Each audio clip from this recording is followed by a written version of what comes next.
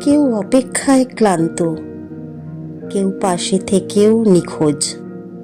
এইটাই আসলে সম্পর্কের বাস্তবতা। কেউ অনেক চায় কিন্তু পায় না, আবার কেউ পেয়ে গিয়েও ঠিক মতো রাখে না। একই জায়গায় থেকেও মানুষ দূরে সরে যায়। কথা থাকে কিন্তু অনুভূতি থাকে না। শেষ পর্যন্ত বোঝা যায় কাছে থাকা আর সত্যি পাশে থাকা দুটো এক জিনিস না। কেউ অপেক্ষায় ক্লান্ত, কেউ পাশে থেকেও নিখোঁজ। এইটাই আসলে সম্পর্কের বাস্তবতা।